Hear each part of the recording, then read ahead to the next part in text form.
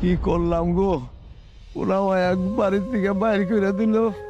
এখন তোমার নিয়ে আমি রাস্তায়, আমি গ্যাস্ট্রিকের রোগী, আমি আর বলতে কিছু খাইতে পারি নাই, গলা মুখ চলতেছে। কি করবো আমি আর পারতেছি না আমি।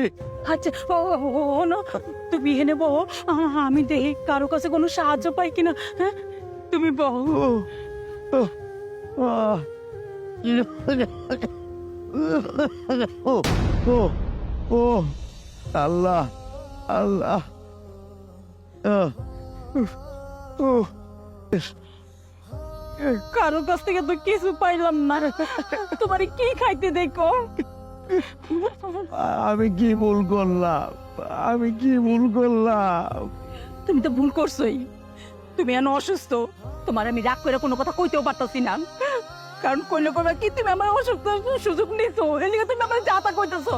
তোমার আমি বারবার বারবার নিষেধ করছি ছেলে সন্তানদের সম্পত্তি রেখে দিও না, কিন্তু তুমি আমার কোনো কথাই শোনো নাই, উল্টা বরঞ্চ আমার সাথে খারাপ ব্যবহার করছো।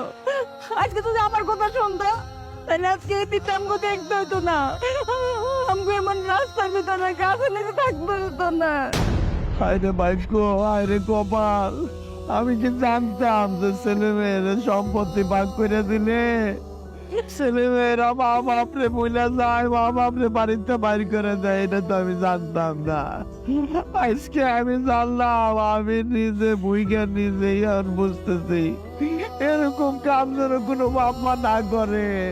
আগে জানলে আমি সম্পত্তি লিয়ে দিতাম না। চাচা, কি হয়েছে আপনার? এইভাবে রাস্তার মধ্যে বসে আছেন, কান্নাকাটি করতেছেন। কি আর হইব বাবা, কি আর হইব বাবা?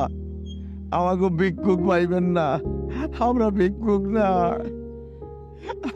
আমরা খুব ভালো ছিলাম। আমার ছেলে মেয়েকে সয় সম্পত্তি লেখা দেওয়ার পর আমাকে সন্তান এই বুড়াবুড়িরে বাড়ির থেকে বাইর করে দিচ্ছে বাবা। এখন আমরা রাস্তায় রাস্তায় ঘুরতেছি।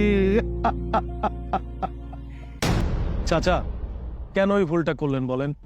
এই ভুলটা কি করা উচিত হয়েছে? আপনারা বাবা মারা কেন বোঝেন না?